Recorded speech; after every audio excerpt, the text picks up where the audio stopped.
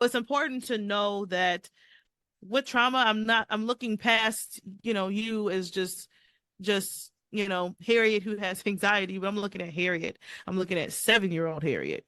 I'm looking at Mm. 3-year-old Harriet. I'm looking at 13-year-old Harriet. I'm looking at 21-year-old Harriet. I'm looking at the point when Harriet lost her soul, when Mm. Harriet no longer was formed out of the image of Christ, right? When Harriet lost touch of reality. And we can heal that area deeply.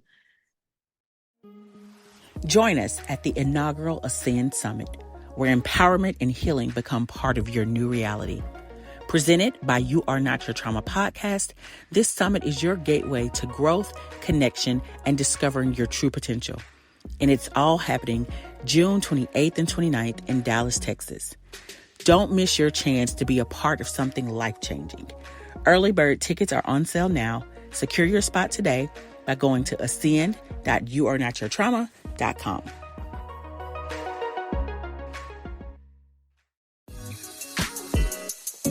Welcome to the You Are Not Your Trauma podcast, a show that reminds you that you are not alone, your experiences matter, and you are not defined by what you've been through.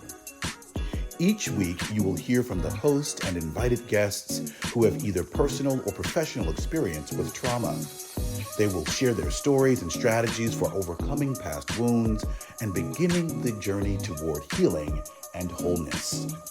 Now, here's your host, a gifted speaker, author, coach, and entrepreneur, Harriet M. Harris.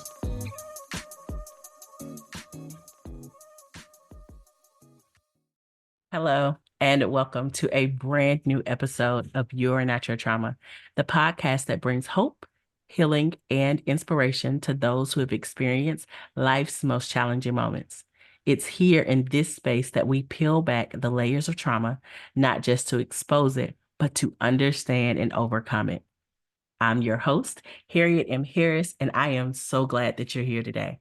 I hope that this show is an important part of your healing journey. Now, today we have a special episode titled Neurodiversity and Trauma, Unraveling the Ties. We'll be exploring how conditions like OCD can both influence and be influenced by traumatic experiences. Our guest, Shakira Robinson, brings a unique perspective combining her professional expertise and personal journey with OCD to discuss effective strategies that help break the cycle of obsessions and compulsions. Now, this discussion aims to empower listeners with neurodivergent traits to live resilient, purpose-driven lives. Now, to dive into this again, we're going to have Ms. Shakira Robinson, who is a past guest. She was actually on the mental health panel a couple of weeks ago, and I'm super excited to have her back. Shakira is an associate professor in social and behavioral sciences with over 12 years of experience as a behavior analyst and mental health professional. She's also a trauma-informed specialist and educator. Her personal experience living with OCD has motivated her to share her journey and expertise. Shakira founded the nonprofit Connecting Youth Achievement Center to support Black and Indigenous youth and neurodivergence in marginalized communities. She also works as a consultant for neurodivergent business owners and charitable organizations. Again, Shakira is a past guest, and I'm excited to welcome her back into the show. So, welcome back, Shakira. Thank you for joining me again. I'm glad to be here. That sounded so Wonderful. eloquent. I Hey, was this is like, your look. me? This is you. Yeah, this is you. This is you, girl. But no, so let's get started by just Mhm. getting to know a little bit more about you. I know you talked a little bit about yourself on the panel, but can you go a little bit deeper and just share how your personal experiences with OCD have intersected with trauma in your life? How has it not, right? I Okay. think I could start, like, I would say, from the beginning, just to, and then fast track up.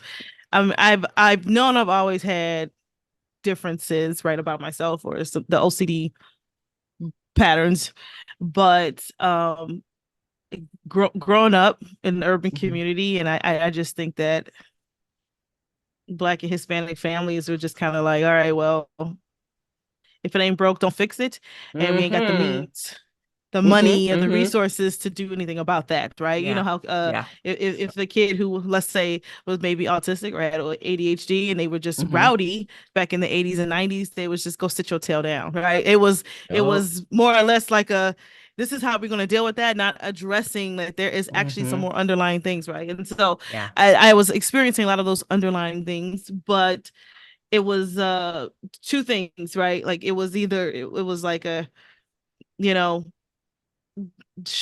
put up or shut up, like just deal with it type of Mm. deal, or um just go pray about it, Yeah. or like the religious Yeah. mindset of things was just like, well, if I was having, let's say, an intrusive thought, right?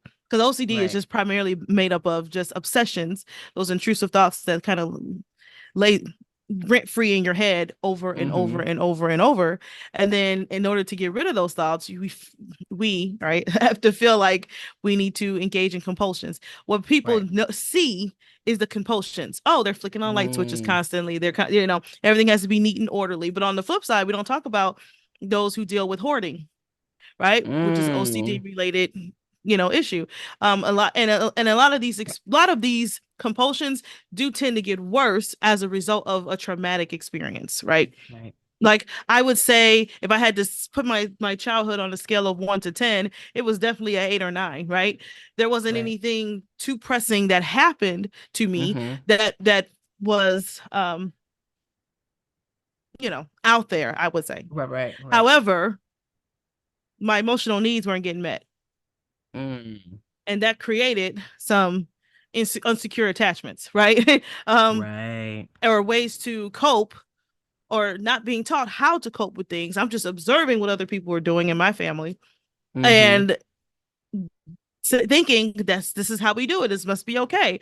Everybody is just a sweep it all under the rug type of thing. And so even in those things, even how we choose to avoid Yeah. the things that's going on, or we ain't gonna talk about it, or everything wants to be hush Mhm. hush. And especially my Mhm. dad's side of the family, they sheltered me a lot from negative things as it relates to my own father. It was obvious he Mm. wasn't there. He wasn't it. What? Okay, that's not something that's taboo, but they didn't want me to have a negative outlook on him. So they're trying to shield me to protect me from what the Right. monster he really is, or what? Like what is it Mm. that I need And then protecting when we from? grew up, we grew up in a time where children were seen and not heard. Heard, right. So therefore, when you are having those intrusive thoughts or you're dealing with things, and you aren't really getting people to take you serious, just like you mentioned. So yeah, I can see that. Yeah. Okay. Mm-hmm. So yeah, just not having that support system, or if I do Mm-hmm. say speak up or say something about it, then it's Mm-hmm. automatically like demonic, or you need to go pray, or Mm. you need to be delivered, Yeah. or you know what I mean. So Yep. there's Yep. the religious OCD, which is a thing. I didn't even know that until much later on, that religious Mm-hmm. OCD happens, right? Like Wow. you, because you have these thoughts and you engage in these compulsions, you feel bad about it, and it's a response to anxiety at the end of the day. It's because OCD is an anxiety related, behavior. This just takes it to the next level. And so Gotcha. to prevent myself from going to hell, or prevent that thought of, oh my God, if I didn't do this or didn't say that, Mm-hmm. or if I did, you know, I would, engage in hair pulling, which trichotillomania, which is like hoarding. I mean, I say it's like hoarding because it's OCD related behavior, Right. but it was just something that I didn't know how else to cope. So, I would pull my hair, Hold your hair. right? Where some people collect things, right? Mm-hmm. Or some, and that's where hoarding comes in. Some people pick their skin. Like there's a lot of different Yeah. variances, but we don't know where that comes from because, Mm-hmm. we're just focused on surface area things. And so it wasn't until much later, my 20s, right? By that point, Wow.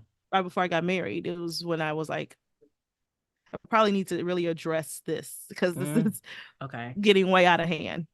Right. Okay. Wow, that's very interesting.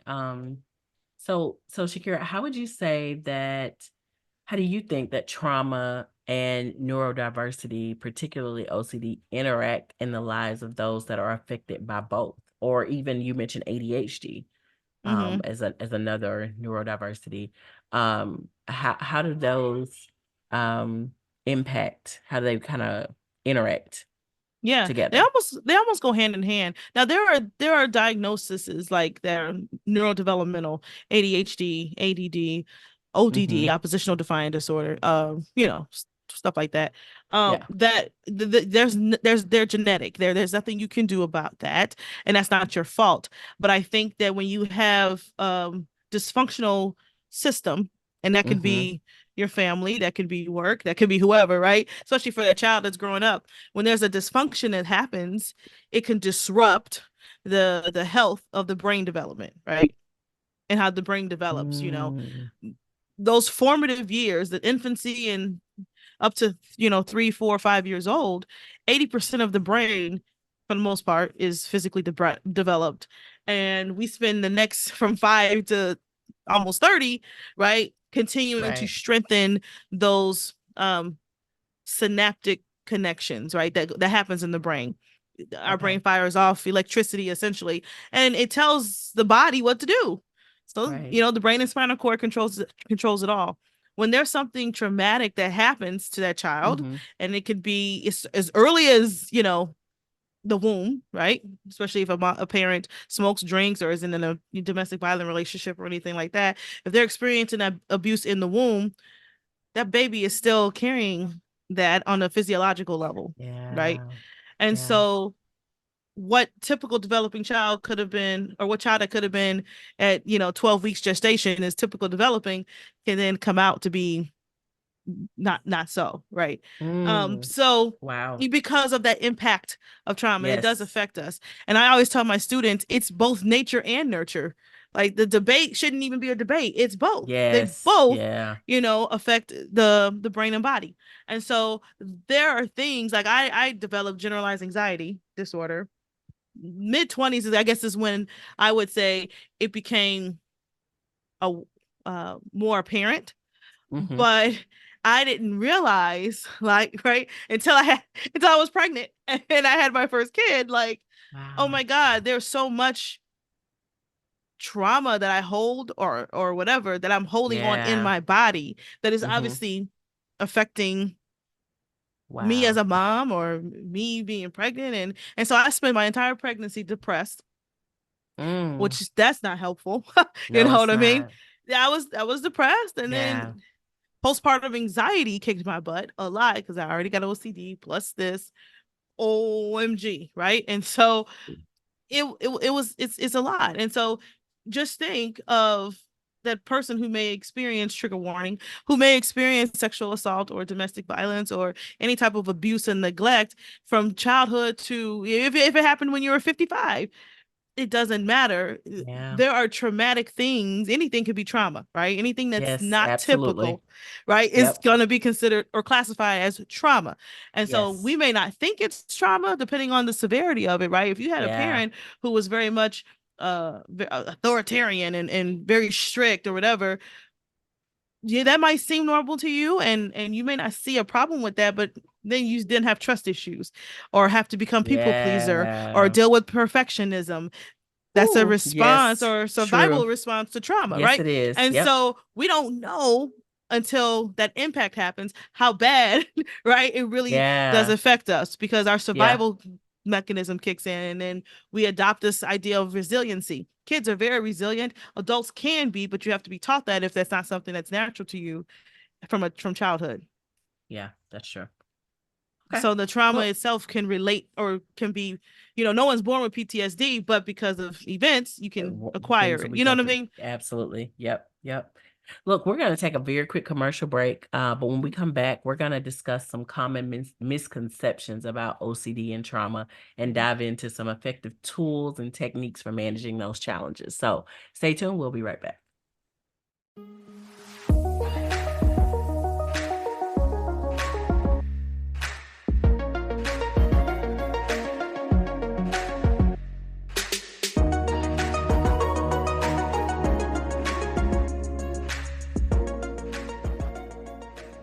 Thanks to our sponsor, Beehive Dallas. To translate your ideas into a quality podcast, you need a good studio. Bring your voice to the Beehive Dallas Podcast Studio. Located in the heart of the Dallas Design District, their cozy studio has easy-to-use professional recording equipment with 4 microphones and an adjoining conference room for planning and breaks. If you like the way we sound today, you should visit Beehive Dallas.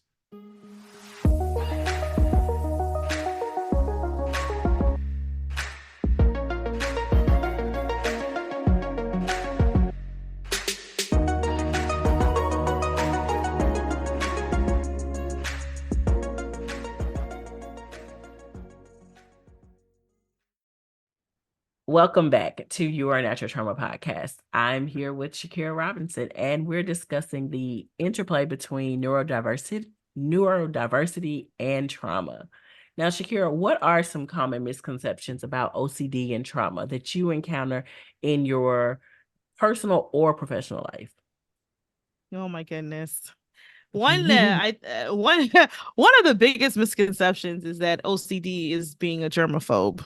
Like that's just everyone's default as, oh my God, you have OCD, you must be a germaphobe, right? And here's the thing. When I finally came out and expressed to people, like, I actually have this is actually what I have. I've known since I was in my late teens into my 20s, but didn't say anything till I was 30, 31 at best, right?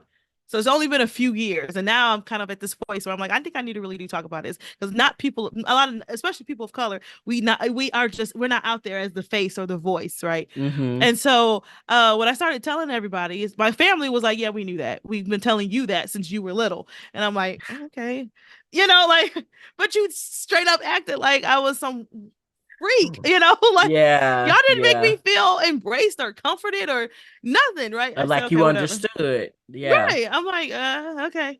When I told my friends, they were like, well, I don't know you to be a germaphobe. I've never seen that. I said, oh my God, it's not about being a germaphobe. It's that, but that's just common. Like Howie Mandel, right, has just become this voice piece that's on the celebrity side of OCD, and he does deal with germophobia, but that's not the only thing, right? I said, well, and then there's a term called pure OCD, which is some people who have just the obsessions on mentally, and they deal with the anxiety about it, but they don't engage in particular compulsion, like compulsive behaviors. Or repetitive rituals or anything like that. So I'm gonna go ahead and claim my guilt here, because I honestly thought it had some, and not necessarily a germaphobe, but I used to tell my husband all the time that he was OCD because he wanted everything to be in this certain. And I'm like, and if something, like, he turns things, and I'm like, dude, you are so OCD. Like, he wants to. So, for those of us who are uninformed, break it down for us. Break it down for us. Like, what would you want somebody to know? Or if somebody is OCD, what would you want them to know about, like, how they can kind of figure out if what they're dealing with, not the germaphobe part, but what they're dealing with could possibly be OCD? There are many different types of obsession compulsive cycles. Like, the cycle itself starts with a thought, right? And the thought can be, and when I mean by gruesome and graphic and horrific, it literally can be that is, I wonder if, so the thought, and this is just kind of, I know this is, trigger warning, but the thought can be literally as simple as something like, I want to pick up this knife and just stab the person, like, repeatedly, right? It's not that you want to kill them. You don't have an ounce of murder in you, right? Like, that you're not a sociopath, you're not a psychopath, but it's just that thought of like, I just want to stab him, or what would happen if I just drive my car off the road, And so it's like these little, like, internal saboteurs, right, that's in our brain that just tells you to do these things that are completely irrational, right? And it's on repeat. It's almost like how annoying it is when you hear static, or when you hear like a loud piercing sound, it doesn't. So that's your thoughts all day, all night. And then you get so overwhelmed with anxiety with the thought of, I'm having this thought about murdering someone, or running someone over, or or hurting somebody, or, so then it's like, I got to make it stop because the anxiety kicks in. That's the second part of the cycle. So the anxiety kicks in, and no one wants to feel anxiety. Right. And we know, like, absolutely. physically, if you ever had anxiety or felt what that was like, it's not fun. Heavy. Yeah. Heavy. So how do you get rid of those feelings? You engage in a compulsive behavior, right? Some people go and shop and hoard, right? Okay. Compulsive shopping. Some people will pick their finger, like pick the skin around the cuticles, or pick their skin in general. Pull hair. That was me. I was definitely constantly pulling hair, no matter where I was, or what I was doing. Having to keep things neat and orderly, or if anything out of place causes distress. And so OCD is one of the most distressing disorders in the entire DSM, next to schizophrenia. Okay, so it's pretty up there, right?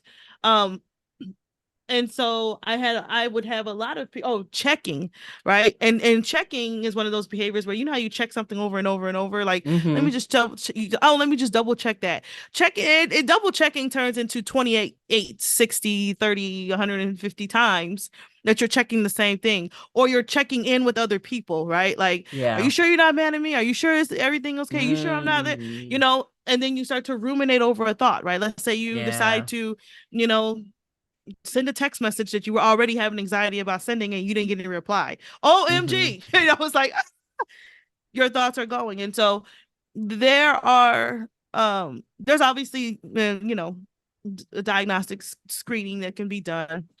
But those little behaviors that are beyond the norm, right? Those little quirks that just go beyond the norm. This thought is not something that's just a random thought that you can shut down, right? It's a thought that kind of lives and dwells and breathes in your psyche all the time, Okay. And so phobias fall into that. If a person have a strong sense of phobia, or have, more than one or two phobias, and it becomes emotionally distressing for that person, or mentally distressing for that person, 9 times out of 10, they most likely have, OCD. And then there's some people who may have the thoughts, but not like I said, the compulsions.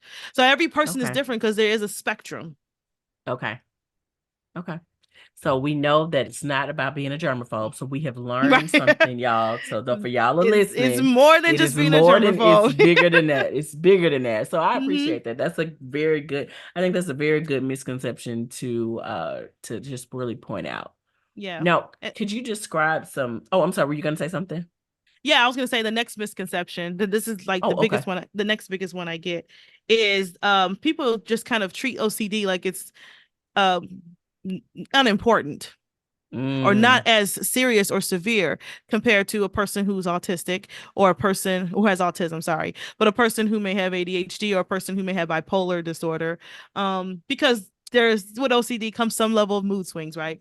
And although bipolar is not it doesn't fall under that same umbrella as a mood disorder, it's automatically classified as that because of the inconsistent changes of your feelings and your mood or whatever. And how do you explain to somebody, I just had a dark thought?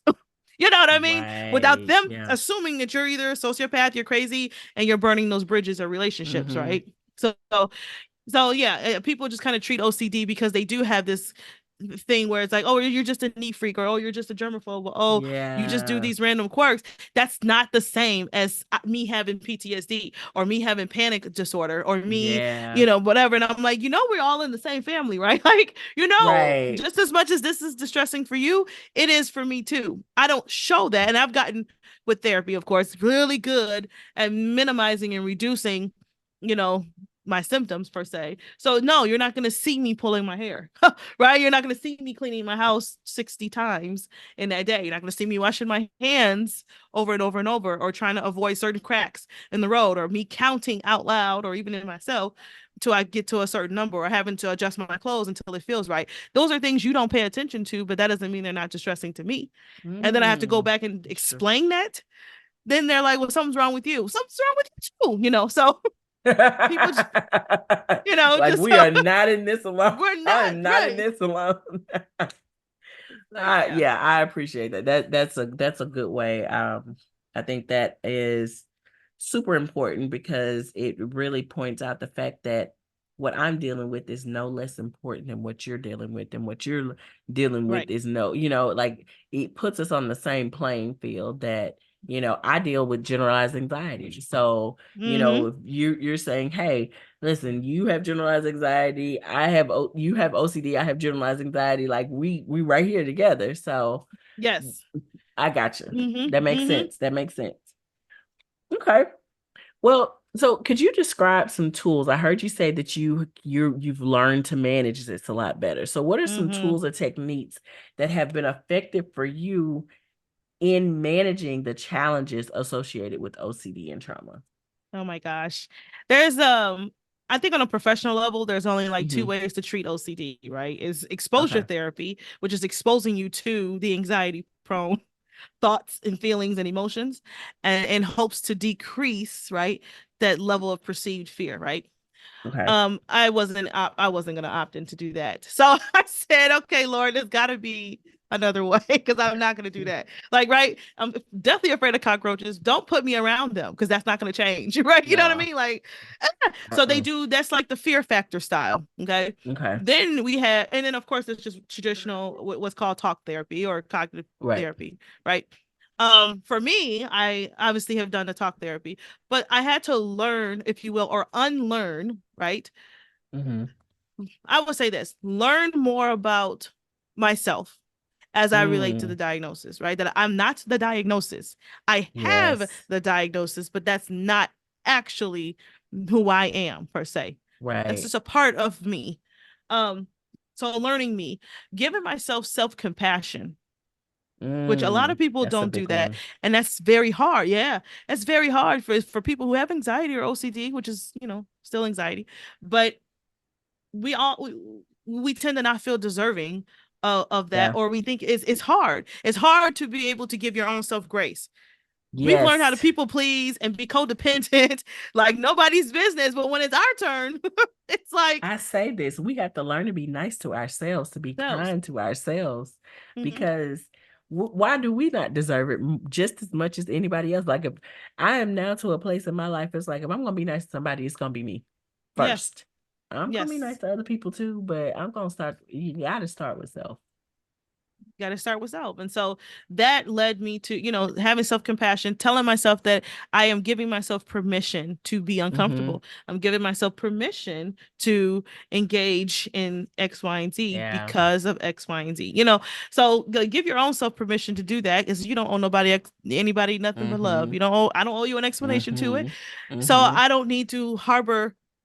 We become our biggest self critic, because if at the end of the day, although other people may not like it or may have questions about it, most are not going to be bold enough to challenge you on it. Yeah, that's And true. so the inner critic, right? That Critic. Yeah. the saboteur, if you will, or the judge is telling you how much of a piece of crap you are and things like that. Mm-hmm. Just silence the noise.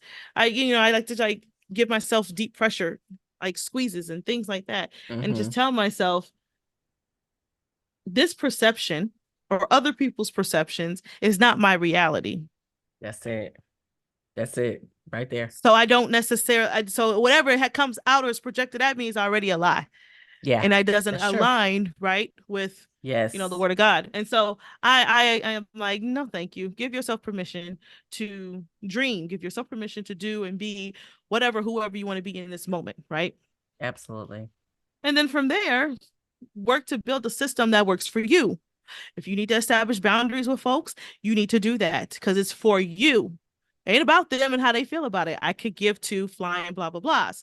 But for my personal and psychological peace of mind, this is what needs to happen, right? So I'm Okay. not spiraling, right? And so Correct. again, unlearning those terrible habits, or Mm-hmm. the mental obsessions, right? Like understanding that that's not real. It's false. Okay. Yeah. Even if it's predicated on something that is factual, I have to learn how to perspective take and learn how to be a better critical thinker, Yes. so that way I'm not going around saying like this is absolute, which it's really not.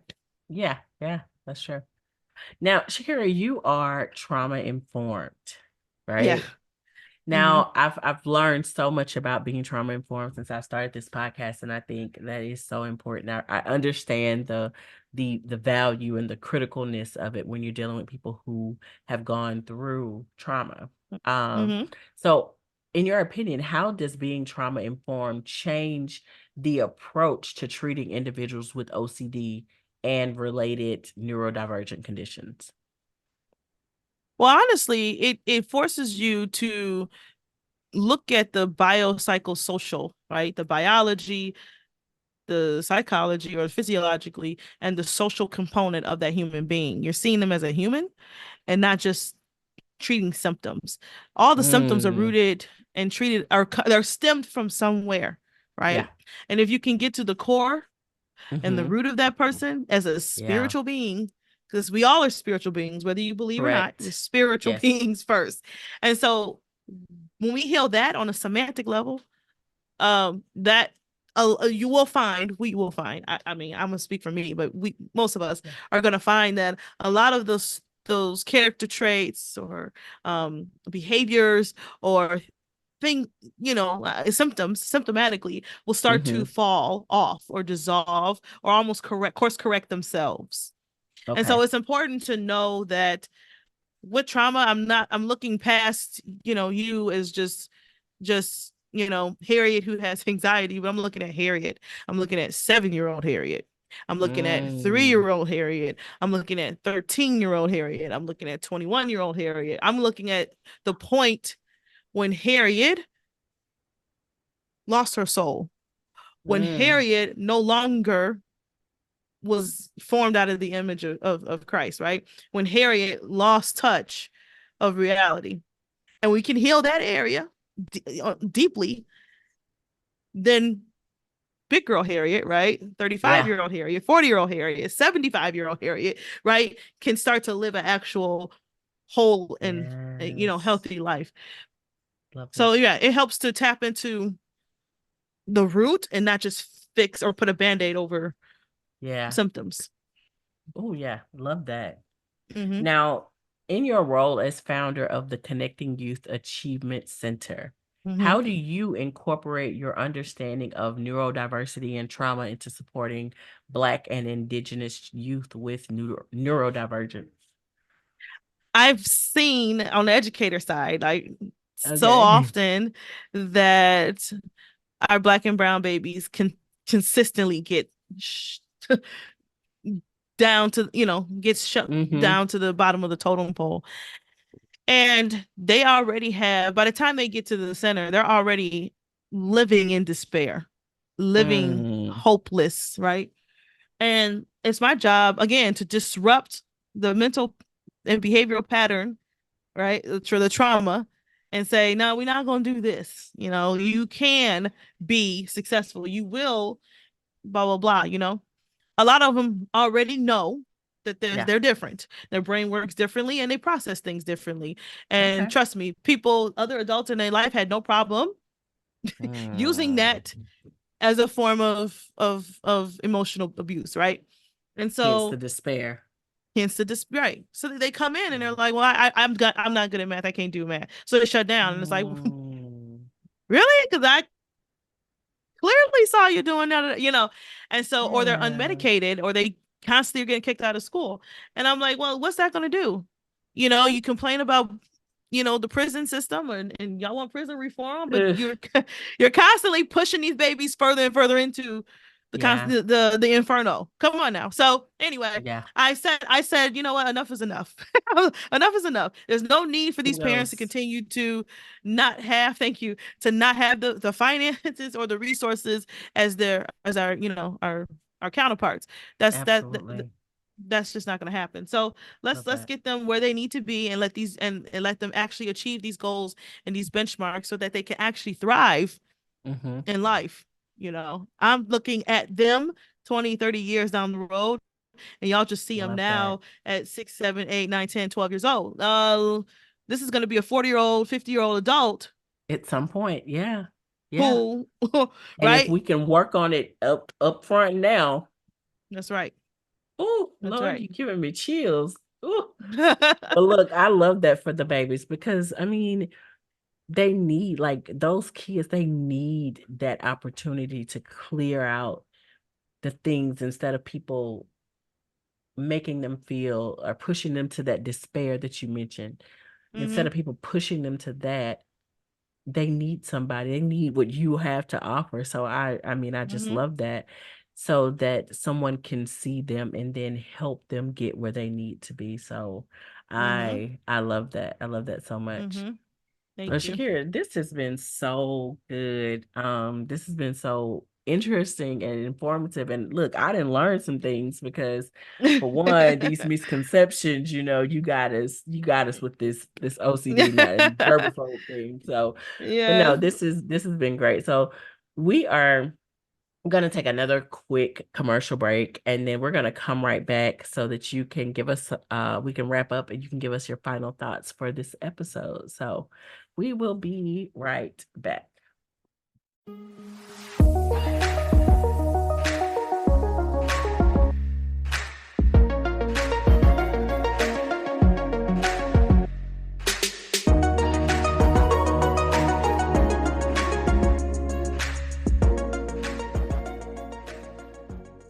You have every right to be successful. You have every right to be happy. You have every right to live the life you dream of. But your negative thoughts are holding you back from achieving those things, and it's time to stop listening to them. Sound familiar? If so, then this book is for you. Stop Stopping Your Success, a guided journal to break free from the negative thoughts holding you back from your dreams, is available now on Amazon and BarnesandNoble.com. Or get an author autographed copy at www.stopstoppingyoursuccess.com.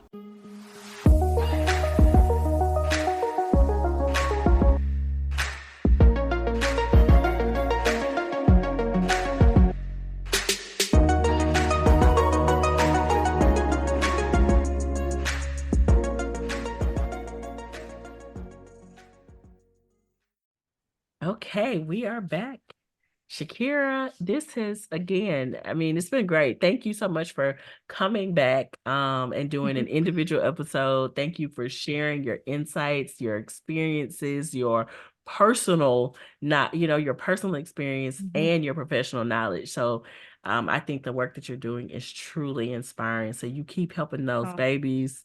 That just touches my heart in so many ways. So oh, thank you. um now, tell me, do you have any final thoughts for our listeners?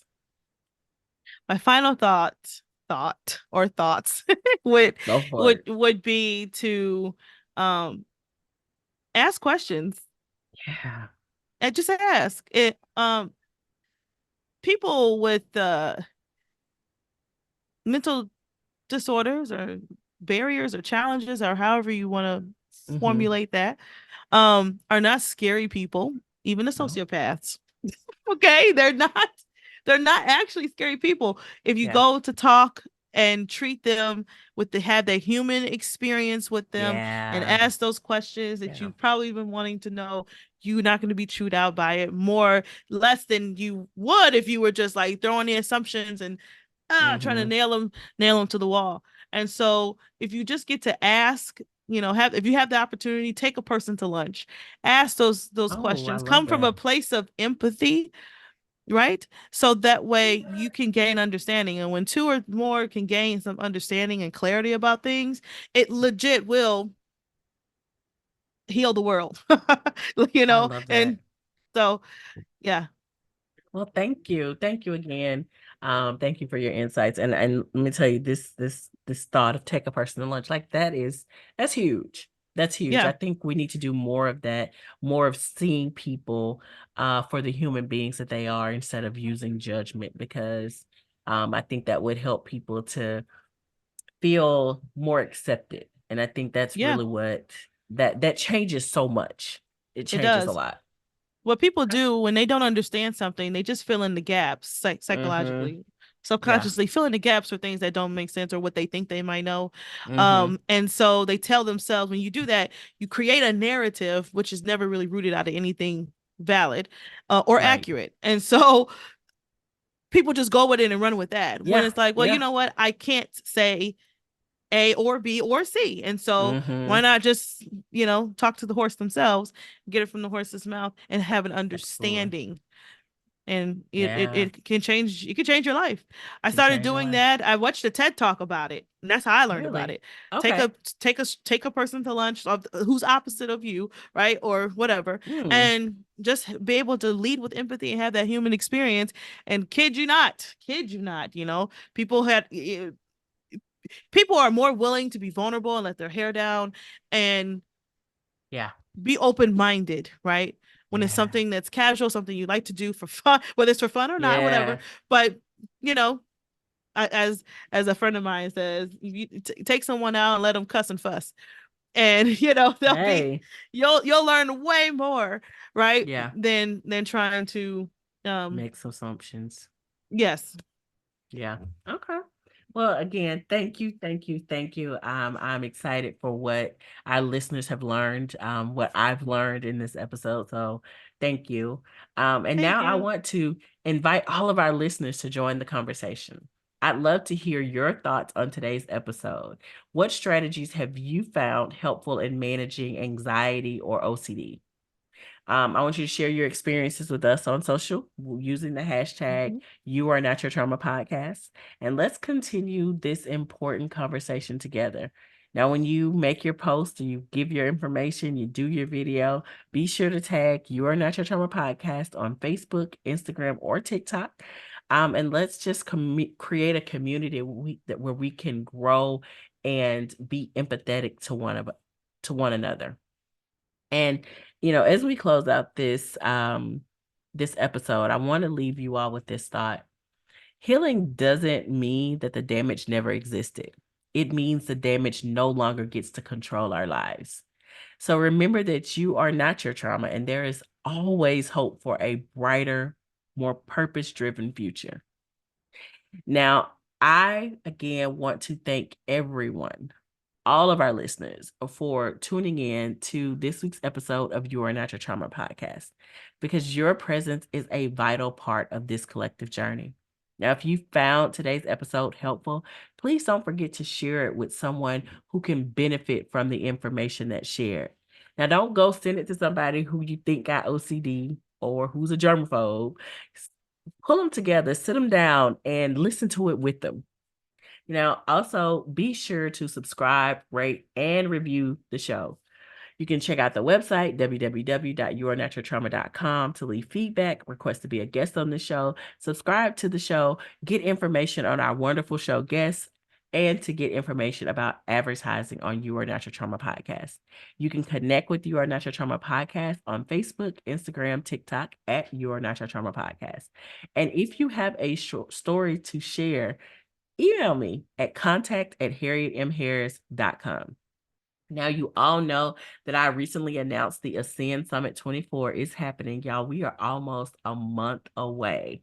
It is happening right here in Dallas, Texas. So mark your calendars and get your tickets. It is going to be an incredible opportunity to hear from experts, connect with other survivors, and discover new strategies to continue your healing journey.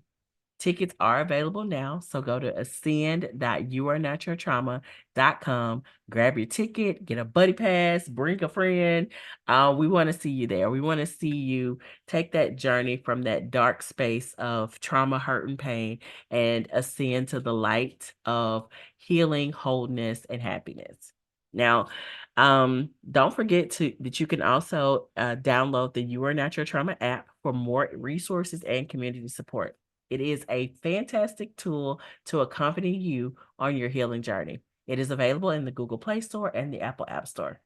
And if you need additional resources to aid in your journey of healing and self-discovery, I encourage you to download the You Are Not Your Trauma Resource Guide. It is available through the app, or you can go to resourceguide.yournaturaltrauma.com. Until next time, take care and be kind to yourselves and be kind to others. And remember, you are not your trauma.